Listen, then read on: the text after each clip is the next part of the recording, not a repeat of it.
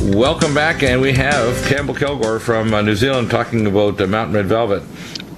I tell people I've been doing a lot of work on the issue of stem cells and been talking to a lot of stem cell experts in the last year and sorting through what is, how can I say it, early stages of stem cell research and what doesn't work. One of the interesting studies that was actually out on DirecTV, one of the educational channels, was the idea of using, for our veterans, basement membrane from pig bladders. And they discovered that they can get pig bladders cheap because they're no cost at all. They can convert it to a powder or to sheets that they can put surgically into, let's say someone's blown quadriceps muscles in their thigh because they get hit by an IED, or the terminal parts of their fingers blown off. And it regenerates the entire joint, including the finger, the joint, the nail bed, and everything. So we're not just talking about regrowing a nail. We're talking about regrowing the actual finger, regrowing the actual thigh muscles. Now, the material they're using for pig bladder is inferior to Mountain Red Velvet, and there's at least 8 different classes of biomolecules present in Mountain Red Velvet, 396 biomolecules and 6 growth hormones. And if you can get it past the GI tract, because the GI tract is a phalanx, we call it the phalanx of stomach acid and digestive enzymes, are a cruel place to be if you're a fragile molecule, the extracellular matrix that allows fetuses to grow into human beings. And as I've said before, the tagline is, if you're not a fetus, you need to take Mountain Red Velvet. What I often suggest now to people when they buy Mountain Red Velvet is they take it and open a capsule under their tongue, 1 to 2 capsules 4 times a day. And I usually find 1 capsule roughly every 4 hours during the day, if you're trying to regenerate your kidneys, your liver, your brain, is the formula. And that means 4 caps a day. Our bottles are 60 caps, so that's going to last you around 15 days. You need 2 cap bottles a month. We are going to work with Campbell and trying to get licensure to bring it in directly so we can have a DR form of the capsule so that it'll be able to go down to a pH of 2 and get into the terminal small bowel, where it'll be turned into a micelle, absorbed through the splanchnic circulation, which is the gut circulation, goes through the Kupffer cells of the liver, the spleen, etc., and then get to all the target organs, brain, heart, liver, kidney, and allow your body to start regenerating at a level that's never been seen before, because I believe aging is what I call a signal-to-noise engineering principle. And I've looked at all the theories about what aging is, whether it's free radicals, the accumulated damage issue, the senescent cell issue. But really the bottom line comes down to what's called signal-to-noise. And what Mountain Red Velvet does is 3 different classes of molecules. The first are what's called scalar biophotonic transducers. They allow your cells to pick up the molecular information as to how to turn on the genes to improve the structure and function and regenerate organs. The second is actually building blocks to build those structural proteins and enzymes. And the third action is really kind of novel. What Mountain Red Velvet does is it actually is, in a sense, an epigenetic preservative. It allows you to photocopy yourself into the future. So Mountain Red Velvet is pretty unique.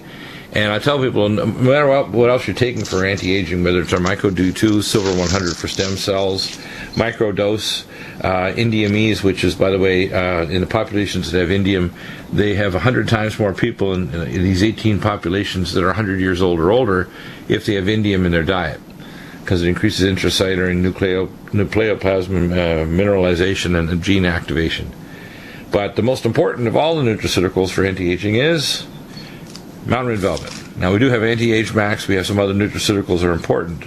So, Campbell, this project is going to be really exciting, because what I want to see is I want to see even better biological results from. I've seen much better biological results from taking my indium, my Mountain Red Velvet under my tongue, and I think when we get it down to the terminal small bowel, so we can get into a micelle made by the body and naturally absorbed into the terminal ileum, I think we're going to even better results. Well, and it's very interesting in the word you've used there throughout is regeneration. And I think to just remind all of your listeners that that is exactly where this product comes from, that this is a regenerative product, that it comes from these red deer that we have on the Mountain Red Farm, and they go through this process every single year. So it's not an artificial process. This is something that nature mastered many, many years ago. and that indeed traditional Chinese medicine recognized almost 3,000 years ago, similarly Korean traditional medicine. So this is a process that has been occurring naturally for many, many years. And when Karen Morley, the founder, looked at this almost 2 decades ago, and she said that really what she wanted to do was bring to market the highest quality deer velvet that was possible in the world. And we've done that with a number of unique processing steps and unique harvesting steps that primarily ensure that we don't harm the animal in any way, and this is a completely sustainable process. So what happens every year is we harvest this material, the animal goes off, and then later on in the following year it starts the whole process again, and this material is grown and it's harvested. So it is a completely sustainable product, and it's a completely regenerative product. So I think that the steps that you've recognized really are the next ones in the evolution of Mountain Red as the highest quality deer velvet product in the world. Now, interestingly, we had an email exchange earlier on in the week from a gentleman over in America, and he had previously bought some Mountain Red deer velvet for I believe it was a shoulder problem, had enormous benefit from that, and had decided, just because he wanted a deer velvet product very quickly, he ordered a domestic one, and it arrived, and the first thing he noticed was the change in the color of the capsule and the color of the material. And he wrote to us and he said, look, I'm not sure what's going on. The material I bought from a company, and I think it was an American company, he said, look, it's almost white powder. And we said, well, that's wrong, because high-quality deer velvet has these 396 bioactive molecules in there. And part of that is you can identify it with an enormously rich, dark reddish color. Now, my concern was that when he immediately mentioned, and he actually sent us over some pictures he took on his camera, that what he was essentially buying was something that was deer velvet, but it was ossified. It was this bone. Then, as we know, bone is completely benign. It has absolutely no positive health benefits whatsoever. So, unfortunately, the story that we've spoken about many, many times before is it's a case of buyer beware. Buy the best quality product. Buy a product that you have a guarantee from the manufacturer in terms of the quality of material that's used. It's far too easy for people to say that this product clearly had come from deer, but what it was hardened. It wasn't velvet, it was antler. And it was probably been ground up. It was white. It's essentially dead material, and it has none of the bioactive properties that we know so well in Mountain Red. That's really unfortunate, you see, and of course that's why your company not only has the highest quality deer velvet, but also it's xylazine free. You're not damaging the animals. In fact, I had someone about a year ago send me some horrifying photos of what they do in Russia, because they have deer velvet in Russia too, and the Russians typically have a Russian approach to it. You know, they stalk deer, pin it down, and the deer is obviously in a frightened, disastrous situation, and they saw off the antlers in broad daylight rather than the animal being caught. A lot of time, in order to be able to handle these giant animals, they're basically darting them with anesthetic, like big game hunters, and anesthetizing them or gassing them with xylazine, like the old surgery with ether. In order to put the animal into a dissociative state so you can saw them off without the animal hurting you, trying to get the antlers off. And the most worrying thing, Dr. Bill, is all of that, as you described, does exist. None of those practices we adhere to at all, and we've gone completely the other way. And Karen certainly said the one thing we will do if we're going to do this, we will give the consumer a reassurance that no animal is harmed. And what we say to people is, look, if you're in New Zealand, come to the farm. You can see these animals. You can see how we remove the material. We don't use that darting technique. We don't fill them full of anesthetic because, A, it's incredibly dangerous. It's dangerous for the people doing the collection. It's dangerous for the animals, and there's no need. Get the best. Get Mountain Red. It's the highest quality material you can buy if you're looking for a deer velvet product. Absolutely. And we're working on this project again. Mountain Red Velvet, if you want to build a better you, and as I say, if you're not a fetus, take Mountain Red Velvet. Thanks a lot, Campbell. And very good. Great. Dave Mitchell is back. And Dave, you're our star realtor here in Southern California. You have managed to get our studio and home here in Southern California 7 years ago. And you've got some amazing talents also as a prepper. I think we want to talk about both issues. One of the first things I'd like to talk about is the whole issue of prepping in terms of staging. The first thing is that 98% of disasters are going to be contained within a 2-month period. Most of those are going to be things like power outages, extreme weather, food shortages, gasoline shortages, and the ability for self-protection. So the ability to have some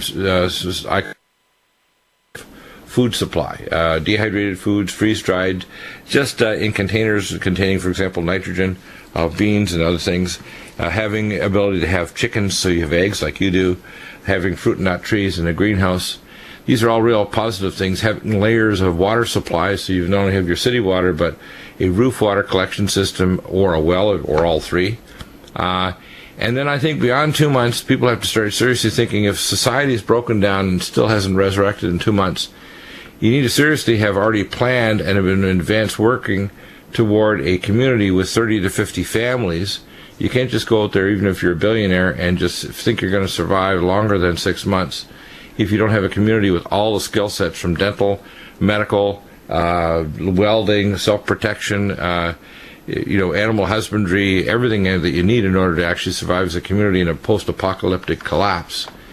And those chances of something like that out of all the disasters is about 2%, but it's a nasty 2%, that if you get there and you think you're going to survive out in the middle of nowhere on your own, even if you're far enough away from one gas tank away from a large city, you may not.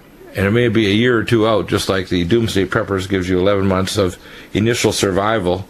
Beyond that initial survival it can be scraping pretty hard, especially when you have a dental emergency or a broken jaw, or you have a need for someone to weld a part in your farm machinery or to fix something that you need fixed. You need to be ready for the fact you need a village if you're going to live longer than 6 months in a post-apocalyptic disaster. But most things, I tell people the first thing is get out of the big cities, contact Dave, and whatever part of the country you're in, move to a rural area of Southern California. If you're thinking about a prepper community, contact Dave and get a piece of land so that you can start where you know you're going to have wells on it or water, wonderful sunlight, excellent place to grow food, and it's very defensible here in Southern California, by the way. A lot of the areas are kind of semi-mountainous or foothills, and it's really easy to defend yourself from populations that would try to come down from Los Angeles because they have to come through Camp Pendleton, and if things get disastrous, Camp Pendleton is a giant plug that'll prevent anybody from Orange County North coming down into San Diego County into this area. So tell us all about what your recommendations are, Dave. Well, as far as property, there's definitely something with a well on it that tests out good, because not any well is any good. You want it to be deep enough that it will survive a drought. You want the well tested for production and potability also. And make sure that there's not too many nitrates in it or arsenic or whatever that you can find in some areas. And one of the things we talked about was primary water, which we did with Deborah Tavares. And besides regular wells, which get into the aquifers that can connect, for example, here they connect all the way to Palomar Mountain, which is about 20, 30 miles away. But people really need to realize there's also primary water everywhere in the world, and we have tons of water. Even water from rain. I realize our home here, which is around 5,000 square feet, we use about half of it, and our tanks run over. If we just had an average rain, you can easily secure 10 to 15,000 gallons of water in just one rainfall, which if you're just watering your plants or using for house water, that can last you several months. So even in a relative drought condition, you can collect enough water off your roof if you have a roof water collection system, even if you don't have an area good for a well or as a backup to your well. Roof water is also good because it has less minerals in it that are heavy, because you have to filter those out if you have well water that's got a lot of minerals or iron in it. And it's easy to filter out things like Fukushima Daiichi radiotoxins and other airborne particles and so on. Very easy, much easier to filter it out of roof water than it is well water, isn't it? That's right. As far as properties, if you get a property that has high groundwater, you can put a dug well in also, and pump out of that, or put a hand pump, or any number of ways you could deal with that. And also, I recommend that somebody has a water tank on on higher ground, so that if they do lose their power, they still have, gravity flow water. Exactly. You may not have that much you've got some properties that you've just water. You've got some properties that you found also here in California that fit the bill for what I call prepper communities, that people could, either they already have wells on them and they could easily have wells determined. I tell people, through ground penetrating radar, we have people here in California that will actually do GPR to tell you exactly where to drill, so you're not just guessing.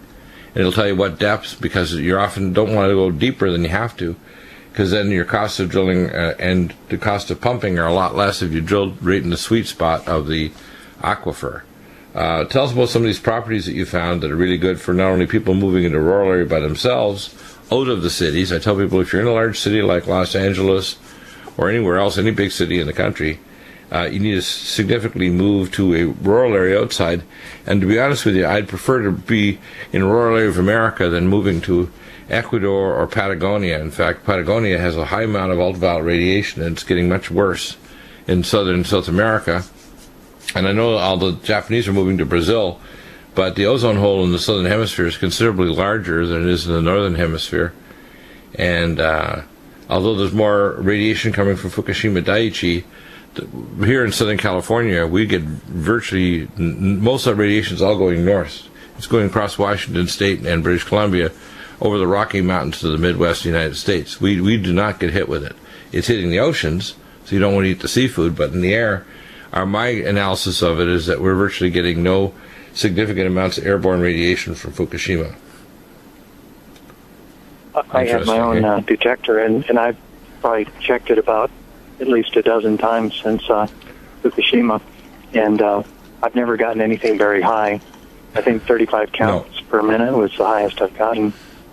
Yeah, well, we had some surges early on, but those were anomalous, and even we had a little surge when the hot shutdown of San Onofre nuclear reactor, but it only lasted a few days.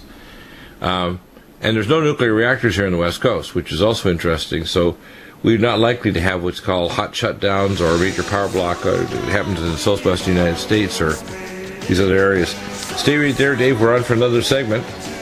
Managed to get you on early. And we'll continue talking about how to get out of the city, how to contact Dave and Gene, what kinds of things to do, and some neat properties that Dave has lined up, and some more prepper ideas. He's an expert on many areas. As I say, if you're not prepping now, you'll regret it later. Remember when I lost my mind? There was something so pleasant about that place. Even your emotions have. And welcome back. And Dave, so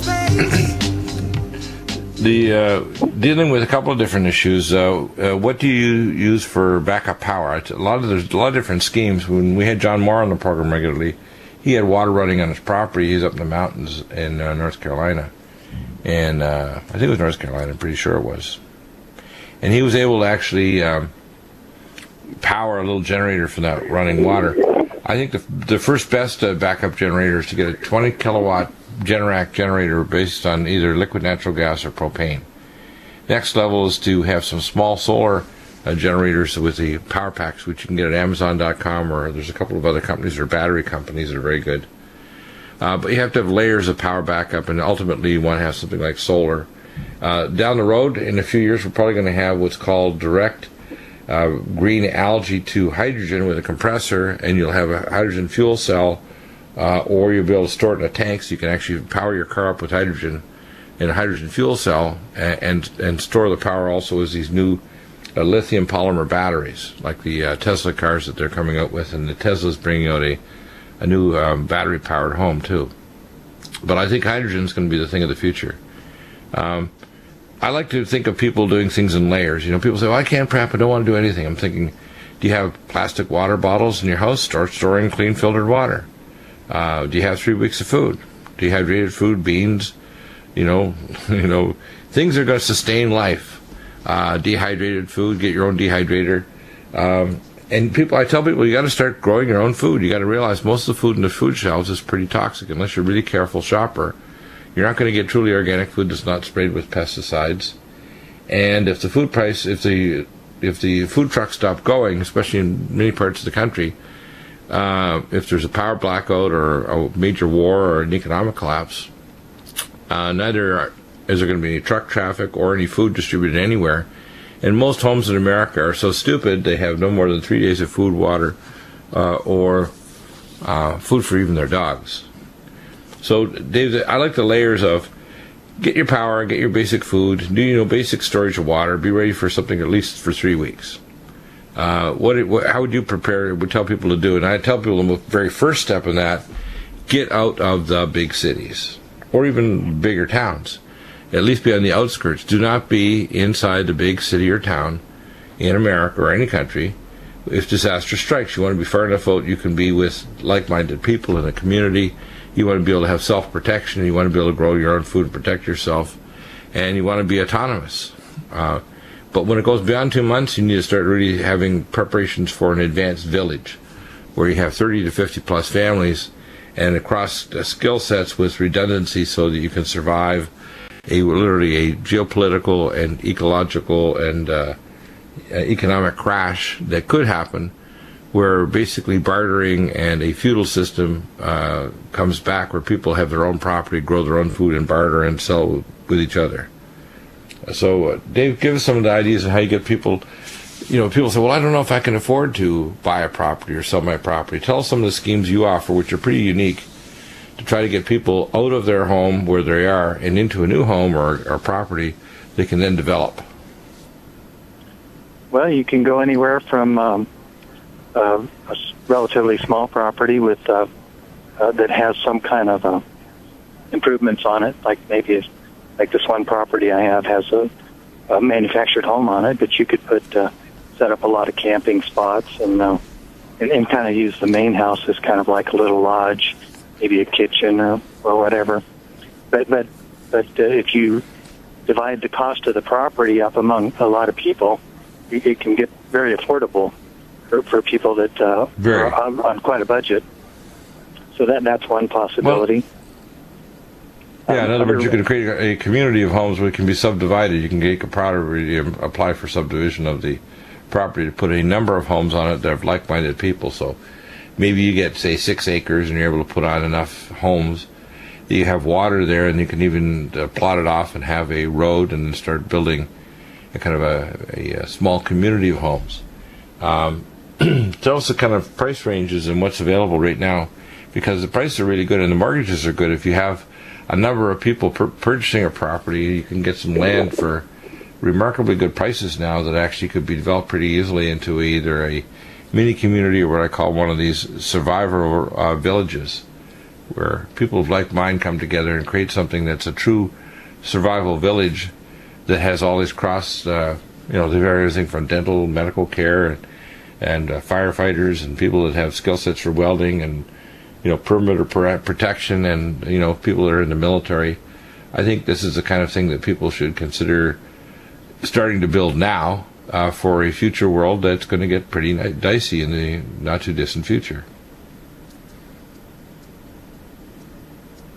Well, as far as I think I mentioned on a previous show that you could figure in the purchase of the property and then whatever basic facilities you want, and then you could divide it amongst 50 to 100 people, and then that gets the cost way down. Right. So you mentioned the one property that was how many acres? Pardon? Well, like for instance, I know of a piece that's about 160 acres, and it's very private. Wow. On top of a hill. It's not all usable, but it's not steep or anything, so you could terrace some of it too. But there's probably at least a quarter to a third of it that's pretty flat. And you have wind there, so you could use wind power. And you have a really good well. I mean, it's like a commercial well, so there'd be lots of water. You can't have too much water, and Right. you want a deep well so that it doesn't dry up on you. Right. So that property, let's say, what would the price be of that 160-acre property if, say, 50 families wanted to purchase it? How much is the whole property? It would be $250,000. So if you divide 250,000 into, if you divide 250,000 into 100 families, you're talking about $2,500 per family. Right. To own a piece of that if you wanted to add some more improvements, all there is like a one-bedroom manufactured home. You would want to put more facilities on it than that. But even if you got it up to 5,000 each, that's affordable for a lot of people. Right. Yeah. And that makes it very, very affordable. In fact, what would happen is a lot of people would just pay that right out of their savings or convert their gold or silver coins over, and they'd own the land outright, and then they can start talking about community improvements of bringing in, what kind of power they want. Do they want to have a solar power system? Do they want to have a larger, gas generator? Do they want to start looking at some of these new technologies that are being developed in Sweden and elsewhere? Even Israel. Israel has a power system that was tested in labs here where they have these large dishes that'll heat water, so you get warm water. It also generates steam, so you can generate a steam-powered generator. So there's all kinds of alternatives. Basically solar to hydrogen with hydrogen fuel cells. My nephew actually is an engineer, a physicist up in Silicon Valley, and he's developed a technology for storing power for large power corporations in compressed air that can be actually put underground. And you put these compressed air chambers. He developed it first in Europe for trucks, but he's the first to move it up to large power corporations. So you can store hundreds of kilowatts of energy just as compressed air and then release that air weeks or months later. So it's another way of storing, because battery storage is the biggest hurdle in power. So they were using it to even out the power curve. So if they're having solar or a lot of cheap power from, say, nuclear reactors or coal-fired generators at certain times of the day, let's say at night, they could store the power and actually release it when they purchase the power at a lower cost at a different time of the day or days later when the need is higher. So contact Dave if you want to get more information about how to get out of the big cities. If you want to know more prepper clues, Dave will be on regularly on the program, and your number to contact Dave is 619-990-6050. And of course, we have a link directly off the website on the front page, right up at our affiliates banner ads to Dave and Jane Mitchell. Up until now, we have been losing the war on multi-drug resistant superbugs that have emerged due to the overuse of traditional antibiotics. It's time to start winning with... And welcome back to the NutriMedical Report we have for Reed, and we're talking about KARDOVITE. And now its new name, it's going to be called KARDIOVASC. And of course, what happens is in Canada, the ginkgo biloba is not allowed, so we have the American version of the product, which is including ginkgo biloba, and it'll be renamed KARDIOVASC, so you'll see our logo, NutriMedical, on there. Down the road, perhaps maybe 6 months, a year or so, we may be improving or even adding some other things to the formula, but right now it's fantastic. It has been for years. Literally, when we give people KARDOVITE, which will be KARDIOVASC, KARDIOVASC, we have people regenerating improved brain perfusion, reversing blood pressure, improving peripheral circulation, like reopening arteries where they don't need surgery, improving liver detoxification, stem cell activation and healing of tissues. It's pretty amazing. People say their sight's better, their brain works better, their kidneys are functioning better. So for Reed, we have some, tons of testimonials over many years now. In fact, I think when I last called you, your dad was actually visiting, I think, Sam. Yeah, and, that's right, yeah. Yeah, and so, when you hear the name KARDIOVASC, it's the same as KARDOVITE for Americans, of course. It includes the ginkgo biloba, but it's, with the Canadian Regulatory Authority, I guess they have removed now ginkgo, which, to be honest with you, is stupid. But again, the regulatory authorities of Canada and Australia are the most interventionary in the world, more than Europe, more than America, anywhere. Yeah, absolutely. So let's look at some of the components of KARDOVITE and KARDIOVASC, it's now called. The components are going to, and I'll just tell you what they do. Firstly, they'll get rid of the nanobacteria, rebalance the autonomic nervous system, prevent damage to the intimal lining of the artery, prevent formation of plaque, stimulate the mitochondria to allow the secondary wave of a peristaltic spasm of the blood vessels to move the blood through the blood vessels, the arteries, arterioles, venules, and veins back to the heart, and supply nutrients and oxygen and pull the toxins out. KARDIOVASC is also able to detoxify the liver, help get the body get rid of toxic chemicals as well as heavy metals, and whenever you properly perfuse organs, they regenerate better. So you get better stem cell regeneration of your brain. People say, hey, my memory's better since I started taking KARDIOVASC. And the reason is that they've got better perfusion. Perfusion is the key. All blood pressure is basically is the heart and the nervous system thinks there's decreased perfusion to tissues, so that it increases the driving pressure against resistance. And so blood pressure is a warning sign something's gone wrong with your microcirculation. And so when you start feeding your microcirculation with the right nutrients, your blood pressure drops because it doesn't need to have the higher pressure to perfuse the tissues. So that's why blood pressure drops with KARDIOVASC. It's not blocking something like a drug. It's improving the underlying conditions of circulation so the body's compensating mechanisms return to normal. So let's go through some of the components for Reed that's in the KARDIOVASC. That's the U.S. version of KARDOVITE. And we'll talk about why it's so powerful. Sure. So the first component is the hawthorn and the garlic. And hawthorn, of course, is a cardiotonic, so it increases mitochondrial function and contractility of the heart. And the aged garlic, by the way, has two actions. It's an ACE inhibitor to stop the kidney compensating effects that causes blood pressure to rise, and to kill a nanobacteria off in the artery walls. Yep, and then you have cayenne and bilberry.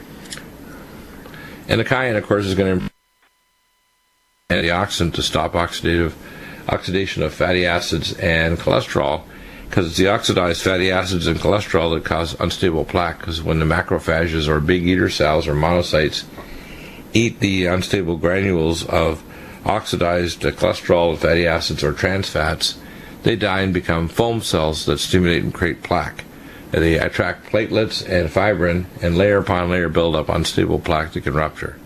So KARDOVITE's amazing stuff. It works in so many areas. What's the next component? So we have the ginkgo, of course.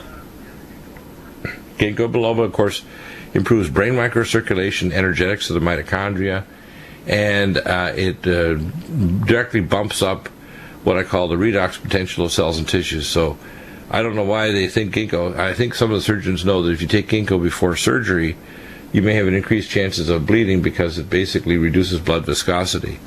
But I tell people, if you're planning major surgery, stop it 2 days before your surgery to 3 days and you're fine. But there's really no reason why people should be worried about ginkgo. It doesn't raise blood pressure. It improves microcirculation and perfusion.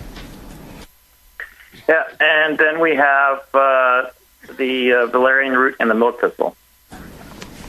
Valerian balances your autonomic nervous system, so it tones down your sympathetic overactivity, and the milk thistle stimulates detox in your liver of heavy metal chemicals.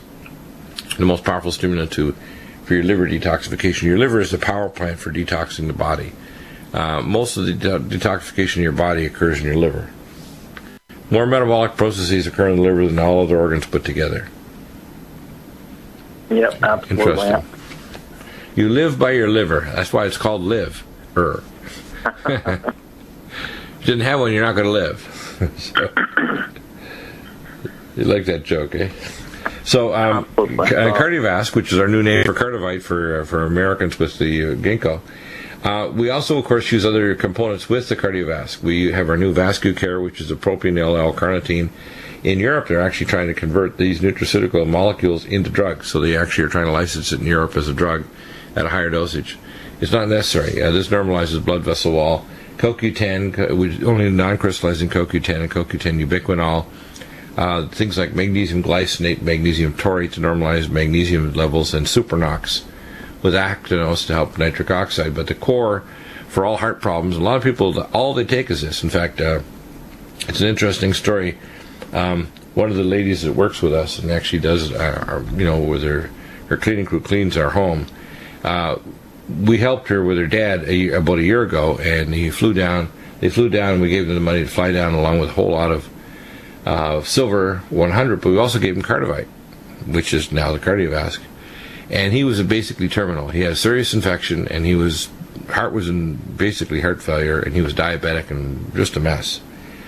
And we gave him the silver, which knocked out his infection. The Mexican doctors were so impressed, they actually put it through a millipore filter and gave it to him intravenously, which literally saved his life the next day. Instead of going to the morgue, he went home. And he gave him Kardovite, and his heart circulatory system and his heart failure completely reversed to normal. And he's basically still on a variation of Kardovite now in Mexico because he brought it to his doctor and said, "Oh, yeah, this is really good stuff. This is good stuff." So he is continuing to take the components, and he's doing fine. So, I tell people, don't wait till you're blocking an artery in your leg or you've got the doctor looking over the top of the glasses and saying he has to do a bypass on you or put you in a hospital or you're in heart failure. Take an adequate dosage. Don't take little individual dosages. If you're a big person or if you have significantly high blood pressure, keep tightening it up until your pressure comes down, and then once it's down, you can gradually lower the dose after you've been stabilized for several months.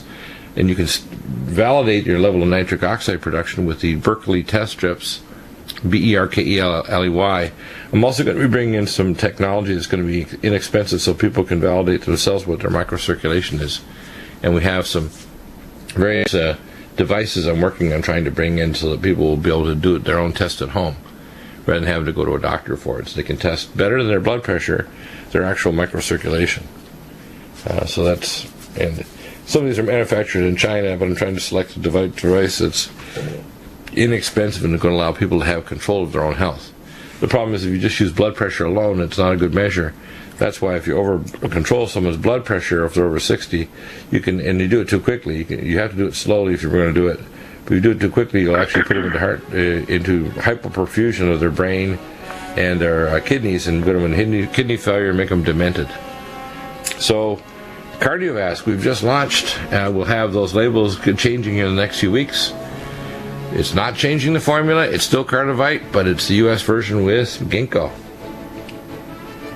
Amazing. Thank you, Fareed, for doing that for us. I appreciate that. That's really going to help us a lot to maintain the high quality of our KARDIOVASC formula and keep people out of the hospital, out of the bypass surgical suites, out of the vascular surgeon working on the arteries in their leg, and out of losing their sight, their minds, and their toes if they're diabetic. So thank you. You're welcome. We will be back.